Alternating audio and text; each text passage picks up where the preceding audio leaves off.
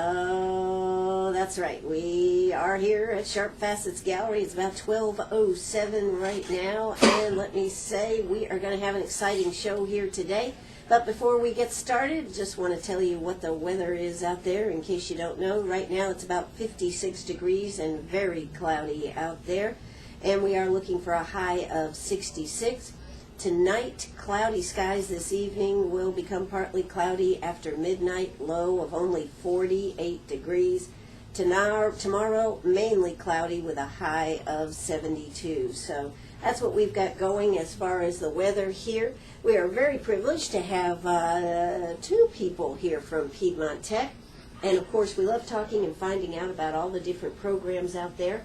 And one that is coming on very strong, in fact, is going to be expanding, is the gunsmithing courses that they offer out there. Yes, Piedmont Tech offers gunsmithing courses. And of course we have Bob Koster here, who teaches in the machine tool technology and of course is helping with the gunsmithing.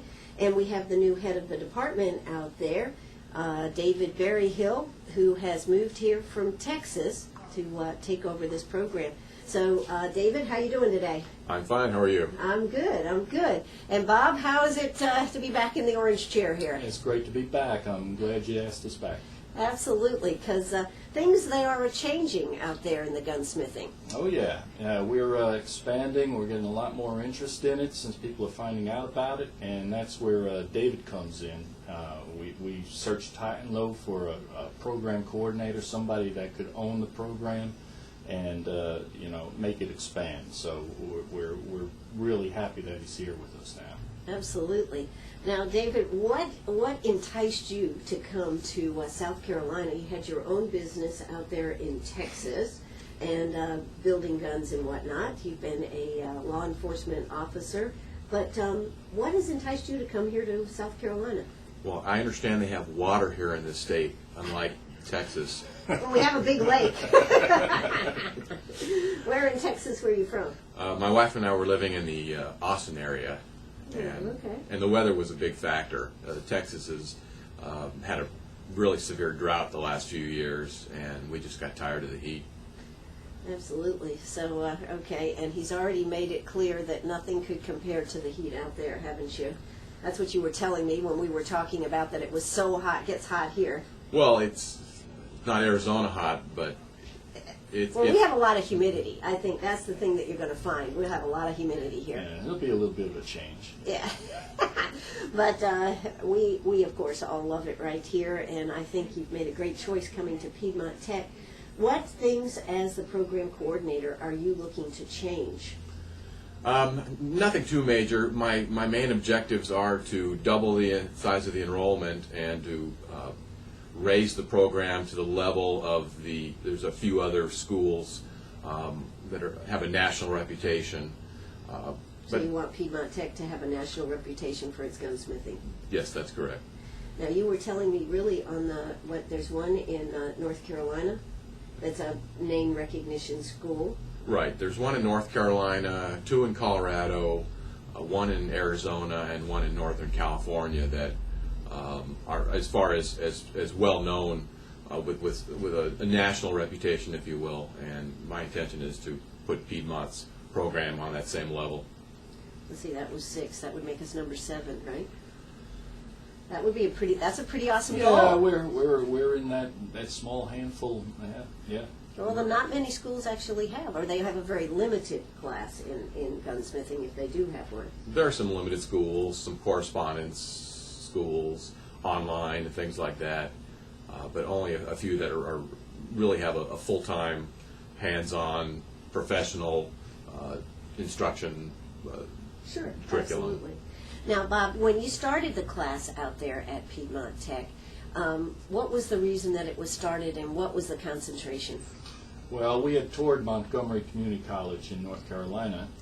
They had a pottery program up there. We went up and looked at that, and the dean at the time, we were both touring the school, and they had a gunsmithing program. I really didn't know about it, and we looked at each other and said, hey, we can do this at Piedmont Tech, and So Because you already had the equipment. we had the machine shop, we had the heat treating materials. All we had to do was set up an area.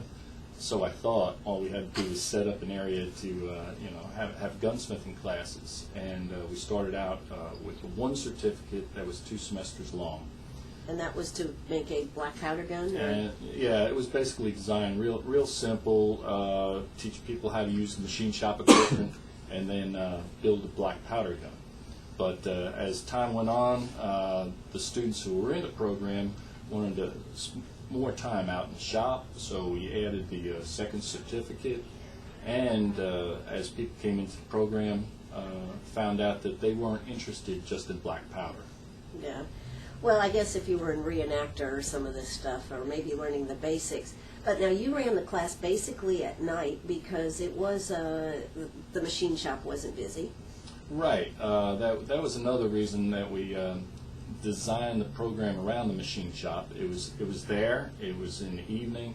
Not many students out there at night, and so it was working out pretty good. And then we all of a sudden had a huge interest in the program.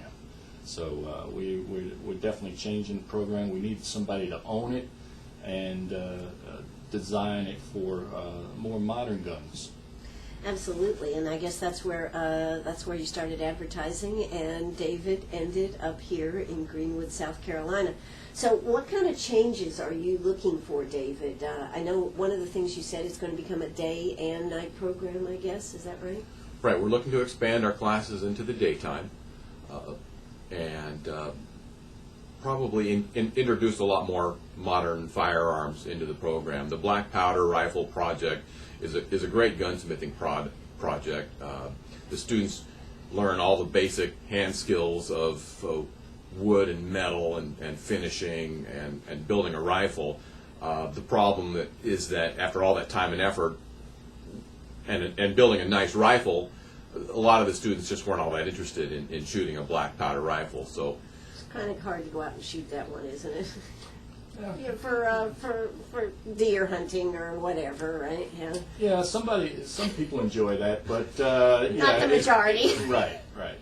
And of course, there's such an interest in protecting ourselves and everything. In fact, I was reading over on your website, David, that was you built custom guns for people in all different, from individuals to, I wonder what, Navy SEALs and the whole 9 yards? I've built custom pistols for everything from guys in the military, special forces, to police officers carrying them as duty weapons, just to average people that want them for self-defense or just for ranged use, for the fun of shooting. Now, what do you think is the most important thing when you build a gun for somebody as an individual, whether it's a police officer or a Navy SEAL? What's the most important thing about the gun? Well, from that point of view, I think the most important aspect is reliability. If their life depends on that firearm, then that firearm needs to work every time they pull the trigger. Sure. And after that, there are ergonomics and cosmetics.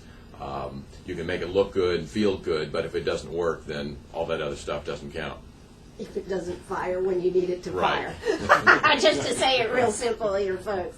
Well, listen, we're going to hear a word from our sponsors. When we come back, we're going to be talking more about the gunsmithing program, how it's going to change, how it's going to expand, and how you can find out if this is something you'd like to do. So you stay right with us right here on WLMA. We'll hear a word from our sponsors. And, hey, if you've got a question, give us a call, 229-7984. That's 229-7984. We'll be back after this word. All right, so we're back here at Sharp Facets Gallery right here on the 72 bypass. Hey, good news, price of gold has come back up some. Right now trading at about $1,684, tumbled first of the week and is now making the crawl back up. So if you've got gold, come see us. We're buying not only the gold, but the diamonds and the sterling silver and the colored stones. We pay for everything. We think that we shouldn't just buy the gold when you have other valuable assets with that piece. We pay for it all. So come see us today right here at Sharp Facets Gallery. Well, we are talking with David Berryhil. He is the new coordinator of the gunsmithing program. Why are we talking about this? Because they're expanding what they're doing out there. Have you wanted to build a gun, different types of guns? Well, guess what? This program is expanding, and a lot of people are even looking at this as a second career, aren't they, David? That's true. It's actually something you could even start as a part-time business. A lot of our students get into gunsmithing to run their own business, and that's how I started years ago as a full-time police officer, and started my own gunsmithing business on the side, just part-time. And then as the business grows, at some point you may face the decision of which path do I take? Do I continue in my full-time job, or continue expand my business and become a full-time business owner and gunsmith? Well, I think one of the good things is, as people go into second careers and everything, and since we all have to work so much longer than we used to have to work now, it would make a great second career. I think so. I've been doing it for a few years. Yes, okay, well that's good, that's good. Now, because of the program and because we are talking about guns, is there any type of extra things that it takes to get into the program? I mean, to go to Piedmont Tech, you have certain basic rules, but are there anything extra that you need? The admissions is fairly simple. We look for a high school GED or diploma, and you have to pass either a criminal background check or have your concealed weapons permit, which you have to have a criminal background check to get. Since you'll be in possession of firearms as we work on them, that's important to us. The other thing is, the ability to work with your hands. We teach you everything from reading blueprints, using hand tools, machinery, safe operation of firearms, woodwork, metalwork, refinishing, everything from the basics to advanced gunworks if you stay on for the second year program. Now, in this new program that you're developing, what is going to be different about the program? Well, as we mentioned earlier, one of our first projects was a black powder muzzle loader rifle, and some of the changes we're making in the fall is we're going to be, for those students that still want to, we'll have that project available, but we're going to be focusing more on modern firearms. A bolt-action rifle project will be the main project in your first semester. We're going to be introducing the students to studying the design and function and repair of handguns and shotguns also in the first year.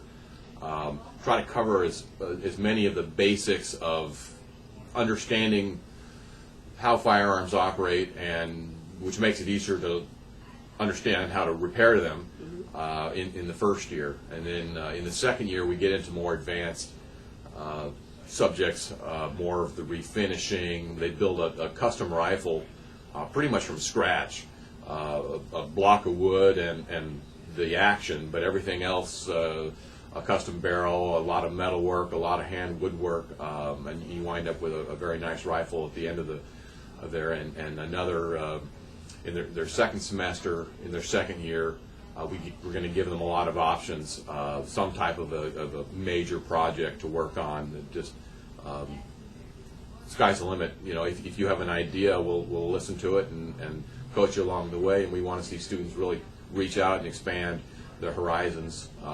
We're also going to be adding, because we have so many students now coming out of the military, we're going to be adding the AR-15 rifle, which is the civilian version of the M16 or the M4 that the military is using, and Glocks and SIGs and a lot of the other modern pistols. Still, our roots are in a lot of the traditional gunsmithing. If you don't have your woodwork and metalwork down, it's hard to go beyond that. But we're going to be adding a lot more modern firearms, a lot of modern techniques as well. He also added a new course in there, which is really good, which goes right in with business. He's going to be teaching gunsmith business. Business for gunsmiths, because so many of our students go on to run their own business. I put together a class where we're going to teach everything from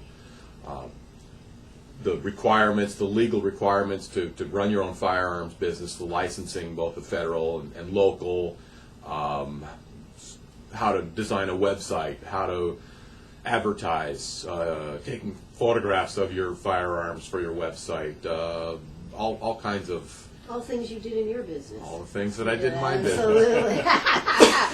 Well, you know, there are essential parts to doing that. But what do we think the future of gun ownership is going to be? I mean, there's a lot of question as to what is going to happen with owning guns and everything. What do you think, Bob? As far as I can see, that we're going to maintain our right to bear arms. I think there's going to be a lot of changes as far as other countries, borders, and things like that. We're going to see that affected.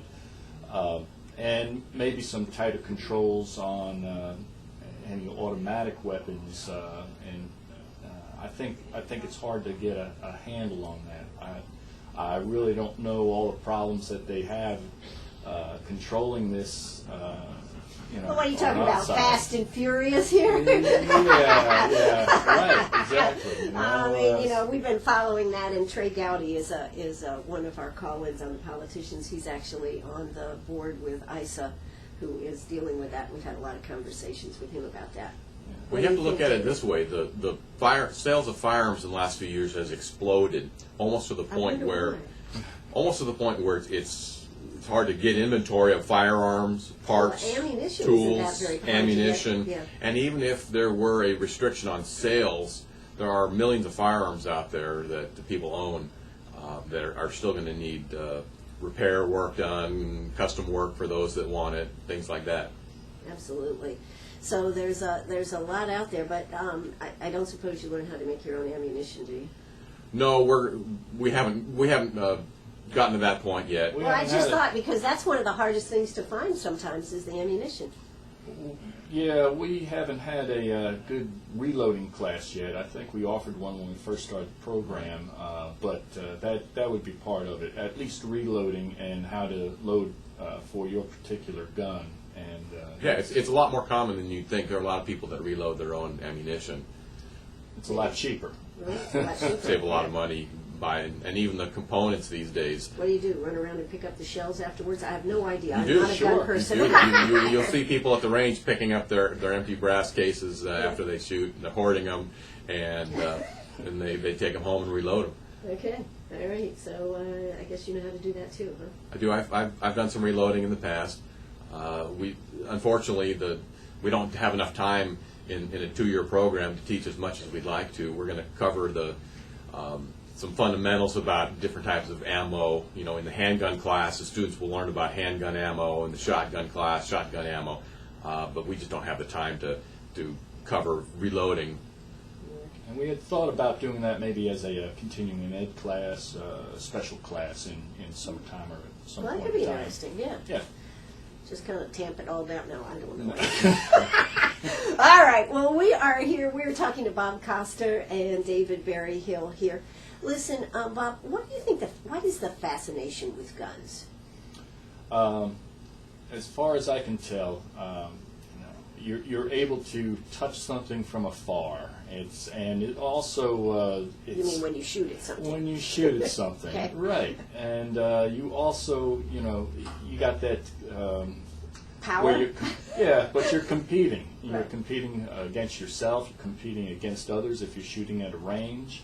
And for people who like to have things just perfect, I mean, it's a great hobby because you can tweak things. You got so many variations and variables in the gun, in the ammunition, in the weather. So all this stuff is great. It's a great sport. Great sport. What do you say, David? I think the reaching out is he really nailed it. To be able to see that target way down there and reach out and touch it. And also, there's a lot of shooting is a lot of a mental sport. In a lot of ways, it's similar to golf.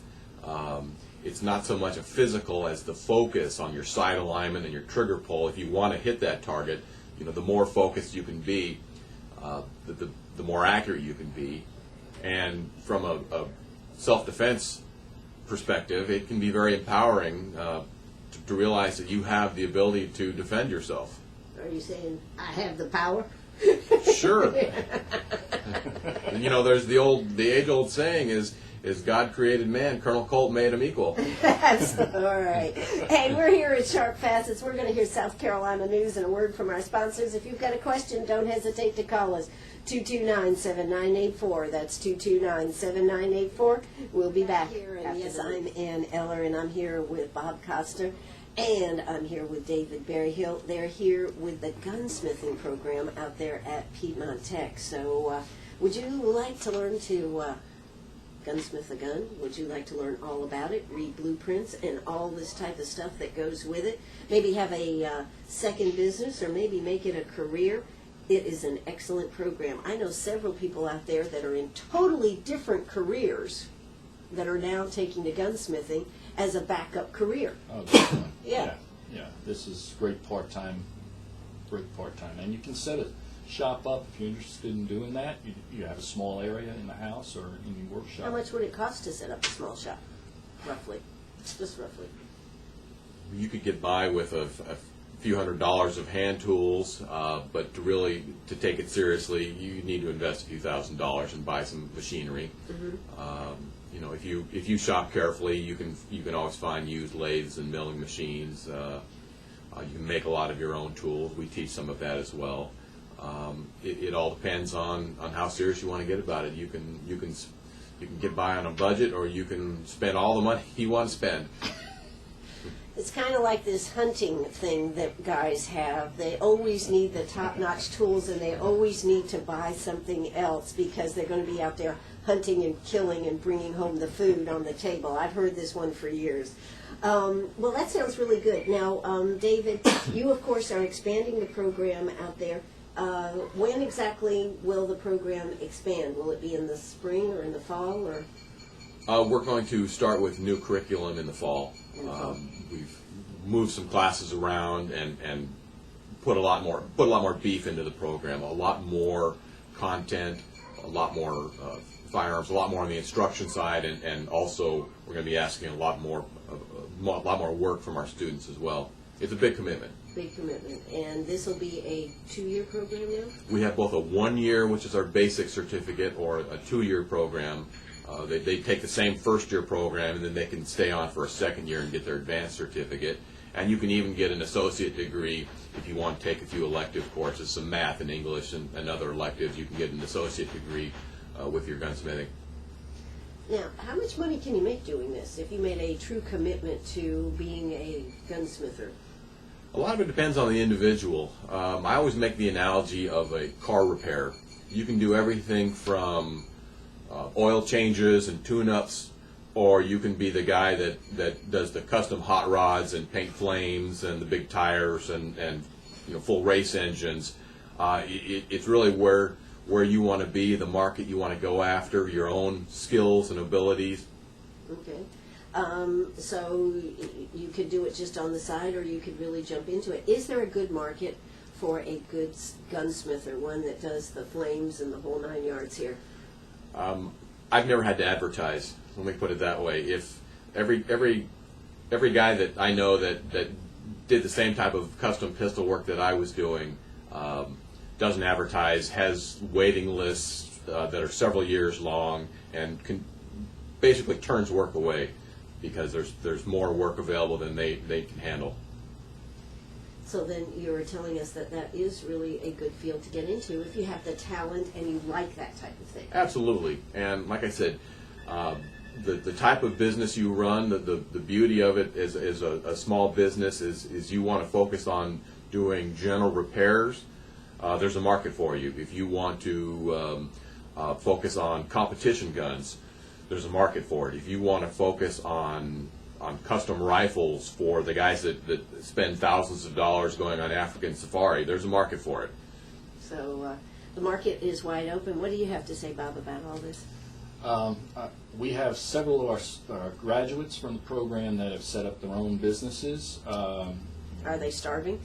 And I don't believe Bo Smith is starving. He's, and one of our students is doing quite well. He's expanding rapidly. He just bought a company that makes the rifle receivers, and he's moving them from Montana to here, and he's already got a waiting list for custom rifles. Wow. And talking about people in our program, can I give thanks to our part-time instructors? Absolutely. There's Harry Irick up in Ware Shoals, and Bob Collier and Bill Jacobs from down in this area, and they've helped maintain the program for all these years since we got it started. And It's been about 5 years, right? Yeah, Right? yeah. And so we've had our trials, and we're trying to figure out how to do things, and and now with Dave here, we can kind of solve some of the issues as far as scheduling and things like that. So And fine-tune the program. and fine tune the program. Yeah, we definitely couldn't do it without instructors, and we'll probably be adding a few. So if you have some background as a firearms instructor, you can find me on the college website. Look for the gunsmithing program and get in touch with me. And what's your telephone number? You have a telephone I number? knew you were going to ask me. He's got a telephone number, Bob. Help him out. 941-8753. I believe that's it right there. 941 941-8753. 53.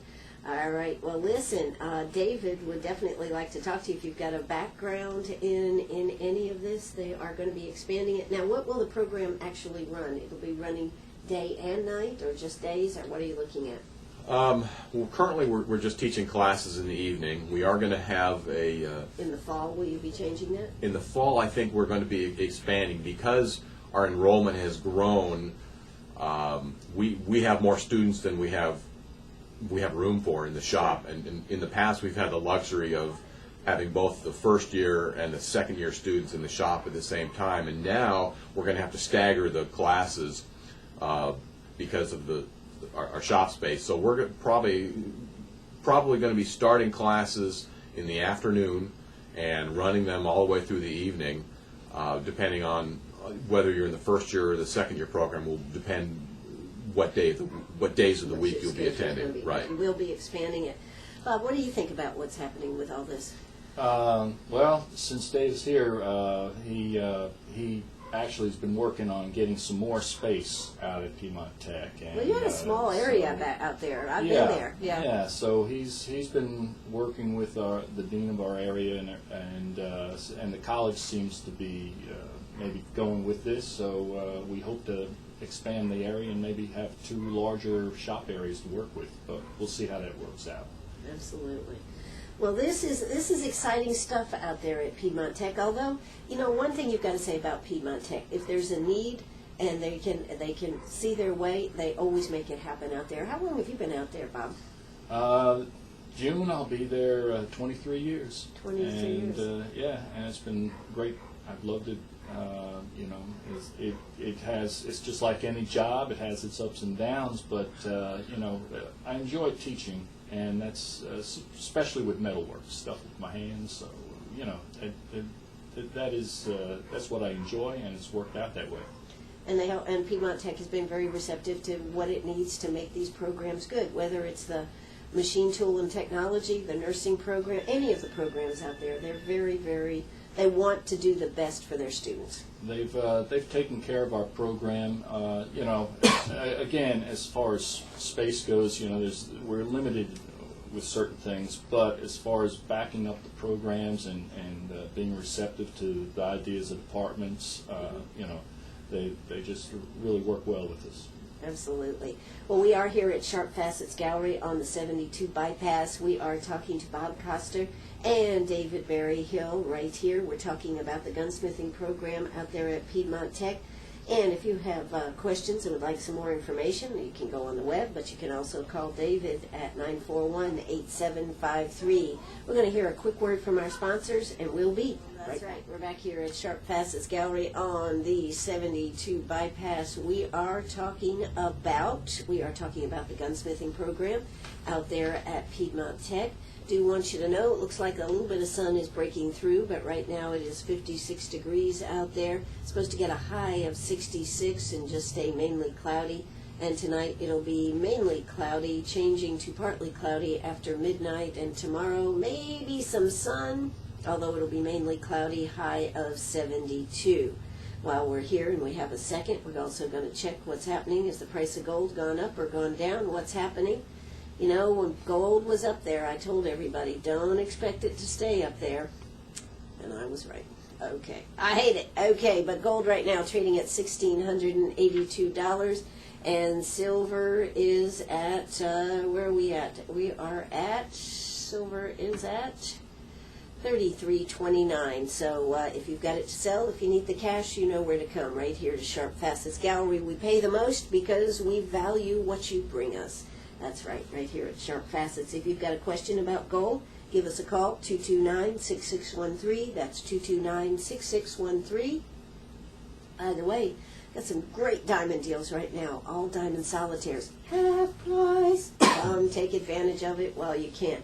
Now, speaking of that, diamonds and everything, David, did you come alone or did you bring a wife? No, I brought my wife Lisa with me from Texas. Okay. And did you bring her willingly or did you have to? No, we were both ready to leave the Texas heat. Yeah, okay. And what does she do? After a career in retail management, she now runs her own custom window covering business, where she makes custom window drapery panels and other stuff. She works with designers. She works with homeowners. Oh, that's cool. That's a good business. Tough business, of course. Right now, I guess a lot of people are redoing their home everything. So a good business to be in. And her name is Lisa Berryhil. Correct. And does she have a phone number? You can find her at berryhildrapery.com. Berryhildrapery.com. So check that out on the web and see that type of thing. She's new to the area, so let's make sure that we give her a welcome. And if you need some work done, check her out on the web. That's right, Berryhil Drapery. Berryhil Drapery. Yes, okay, berryhildrapery.com. All right, so you have moved here, and do you have any children?